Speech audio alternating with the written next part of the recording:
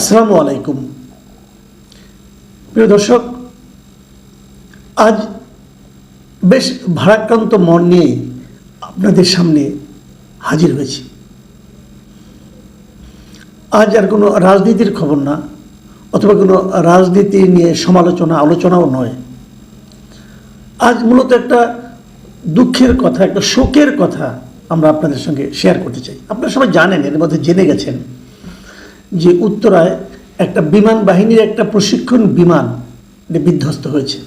আপনারা জানেন কিছুদিন আগে ভারতে কিন্তু এরকম একটা হয়েছিল, ওটা যাত্রীবাহী বিমান ছিল, ড্রিম লাইনার ছিল। সেই যাত্রীবাহী বিমানটা যে পড়েছিল একটা মেডিকেল কলেজের ক্যান্টিনের উপর। আর এখানেও কিন্তু একইভাবে একটা প্রশিক্ষণ যুদ্ধ বিমান, সেটা যে ভূপাতিত হয়েছে উত্তরায় একটা স্কুলের উপর, মাইলস্টোন স্কুল যেটা আছে, স্কুল অ্যান্ড কলেজ, সেই স্কুলের একটা ভবনের উপর, দিয়াবাড়িতে। এবং ওই সময় ওখানে 150 স্টুডেন্ট ছিল, তারা কোচিং করছিল। স্কুলের কোচিং যেটা হয়, এই কোচিং ছিল, স্কুলের নর্মাল টাইম শেষ হয়ে গিয়েছিল, তারা কোচিংয়ে ছিল এবং সেটাও প্রায় শেষের পর্যায়ে ছিল। এবং যা হয়, ভবনের উপর যখন পড়েছে, ভেঙে পড়েছে, আগুন ধরে গেছে। সে আগুনে এরই মধ্যে যতটুকু খবর পেয়েছি 20 জনের মতো মারা গেছেন। এরা সবাই স্টুডেন্ট। একজন কেবল ওই বিমানের যিনি চালক ছিলেন তিনি মারা গেছেন। তিনি হচ্ছেন ফ্লাইট লেফটেন্যান্ট তৌকির ইসলাম সাগর। বয়স খুবই কম, মানে একদম বিমান বাহিনী তো শুরুর দিকে ট্রেনিংয়ের এটা, ফ্লাইট লেফটেন্যান্ট মাত্র। তার ছবি দেখলাম, ইয়াং একটা ছেলে।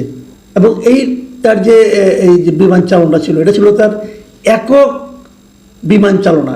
এটা দিয়ে তাদের ট্রেনিং শেষ হয়, বেসিক্যালি বিমান চালনা ট্রেনিংটা শেষ হয়। মানে ওনারা তো এতদিন তো মনে করেন কোনো একজন সঙ্গে থাকে, একজন এক্সপার্ট, তার সঙ্গে বসে বিমান চালায়। কিন্তু ওনার ছিল এটা যেহেতু শেষ, একা চালাতে পারি কিনা তার পরীক্ষা। এবং উনি একাই ছিলেন বিমানে এবং উনি মারা গেছেন। ওনাকে হাসপাতালে নেওয়ার পর মারা গেছেন, মুমূর্ষ ছিলেন এর আগে। এখন এই অ্যাক্সিডেন্টটা কেন ঘটলো, এর জন্য আপনি কাকে দায় দেবেন? দুর্ঘটনায় আসলে দুর্ঘটনাতে দায়ী ব্যক্তিকে খোঁজা অনেক সময় অর্থহীন হয়ে যায়, কারণ খুঁজে পেলেও তাকে মানে কিছু করা যায় না, ঘটনা তো ঘটেই যায়। কিন্তু তারপরও খুঁজে দেখতে হয় যে পরবর্তী দুর্ঘটনা যেন এরকম না ঘটে। সেই জন্য আমি যে কথাটা তখন বললাম যে ওনার একক উড্ডয়নের এটা ছিল প্রথম দিন আর কি, এবং এটি শেষ তার ট্রেনিংয়ের। তো সেক্ষেত্রে অনেকে মনে হতে পারে হয়তো ওনার ভুলে এই কাজটা হয়েছে, কিন্তু যতটুকু এখন পর্যন্ত জানা গেছে না, এটা ওনার ভুল ছিল না। উড্ডয়নের কিছুক্ষণ পরে উনি কন্ট্রোল রুমকে জানিয়েছিলেন যে বিমান আর উপরের দিকে উঠছে না, বিমান নিচের দিকে পড়ে যাচ্ছে, উনি কিন্তু জানিয়েছিলেন। তখন কন্ট্রোল রুম থেকে ওনাকে বলা হয়েছিল সেই জন্য ইজেক্ট করে বেরিয়ে আসে। বিমানে ইজেক্ট করার সিস্টেম আছে, পাইলট চাইলে যে কোনো মুহূর্তে, শেষ মুহূর্তে ওখান থেকে ইজেক্ট করে ওই প্যারাসুটটিও বাইরে পড়ে যেতে পারে এবং সেখান থেকে সে ধীরে ধীরে নিজের জীবনটাকে নিরাপদে রাখতে পারে। কিন্তু এই ফ্লাইট লেফটেন্যান্ট তৌকির ইসলাম উনি তা করেননি। উনি ইচ্ছা করে করেননি। উনি চেয়েছিলেন বিমানটাকে লোকালয় থেকে একটু দূরে নেওয়ার জন্য, মানে যেখানে কোনো মানুষজন নেই সেখানে নিয়ে গেলে প্রাণঘাতী, মানে হতাহতের সংখ্যা কম হবে, এরকম একটা প্রত্যাশা নিয়ে উনি শেষ পর্যন্ত চেষ্টা করেছেন বিমানটাকে লোকালয় থেকে একটু দূরে নির্জন এলাকায় নিয়ে যাওয়ার জন্য। হয়তো নির্জন এলাকায় নিতে পারলে হয়তো তখন উনি ইজেক্ট করে বেরিয়ে আসতেন, কিন্তু শেষ চেষ্টাও তার সফল হয়নি।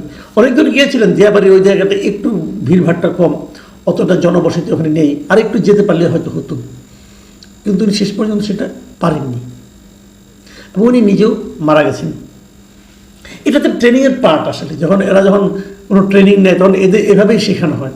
কিন্তু আমরা যত কিছুই বলি না কেন, এই যে স্টুডেন্ট, 19 জন স্টুডেন্ট এবং একজন সম্ভাবনাময় একজন ব্যক্তি, উনি তো বিমান বাহিনীর একজন ফ্লাইট লেফটেন্যান্ট, তো ওনারও তো জীবনটা অত্যন্ত সম্ভাবনাময়।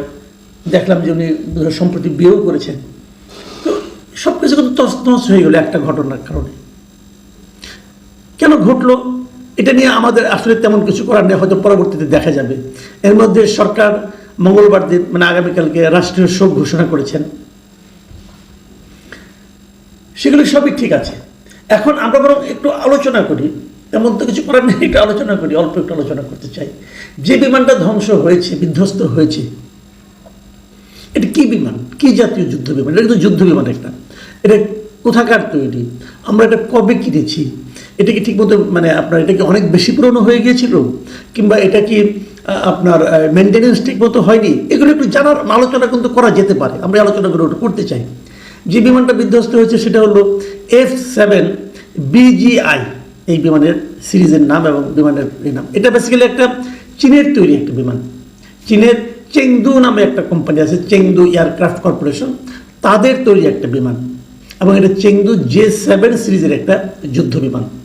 ইন্টারেস্টিং হলো এই যুদ্ধ বিমানটা বাংলাদেশের জন্যই আসলে বেসিক্যালি তৈরি করা হয়েছিল, এবং বাংলাদেশে এই যুদ্ধ বিমান সরবরাহের পর চীন এই সিরিজের বিমান উৎপাদন বন্ধ করে দেয়। আরেকটা মজার ব্যাপার হলো, এই যে মডেলের যে বিমানটা বিধ্বস্ত এবার হলো, এটা কিন্তু এই F7 BGI, এই বিমান কিন্তু বাংলাদেশে এবারই প্রথম বিধ্বস্ত হলো তা কিন্তু নয়।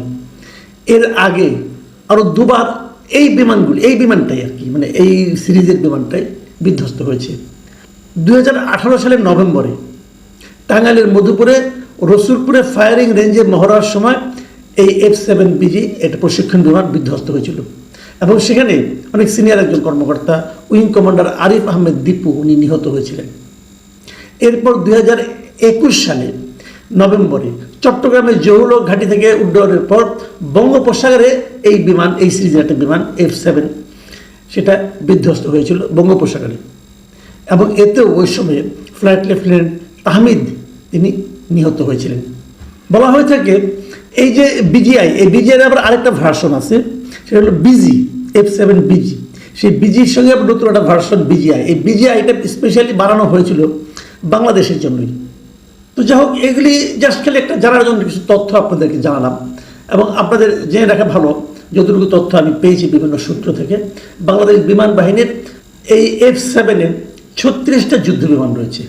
F7 গ্রুপ, F7 নামে দুইটা ভ্যারিয়েন্ট আছে, BG একটা আর BGI। তো বেশিরভাগই F7 BGI।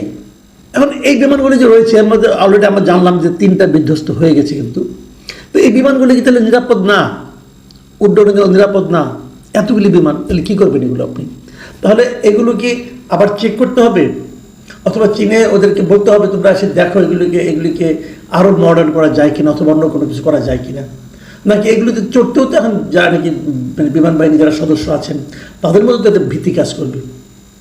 তো এখানে আর এর কি বেশি কিছু বলার নেই আমাদের খালি এটুকুই বলার এখন, যারা প্রচুর আহত হয়েছেন, প্রায় অনেক স্টুডেন্ট আহত হয়েছেন, যারা আহত হয়ে বিভিন্ন জায়গায় চিকিৎসাধীন আছেন, যেন তাদের সুচিকিৎসা হয়, এটা আমাদের একটা চাওয়া, আমাদের প্রার্থনা যেন আর কেউ নিহত না হয়।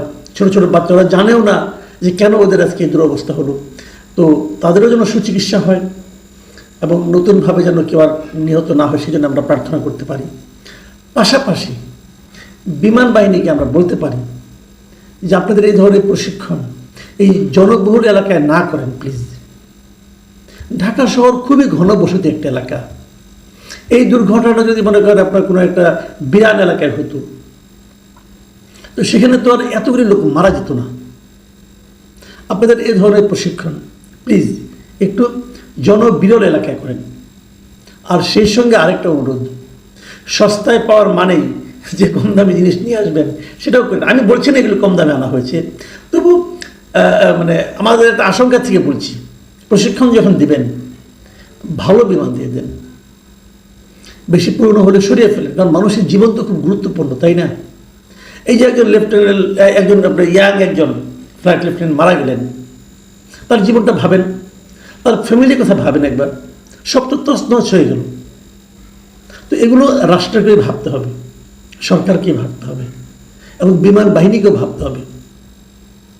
যতটুকু সামর্থ্য আছে তার মধ্যে আধুনিক বিমান কেনার চেষ্টা করুন প্লিজ। মানুষের জীবনকে ঝুঁকিপূর্ণ করাটা মনে হয় ভালো হবে না। প্রিয় দর্শক, আজ এ পর্যন্তই।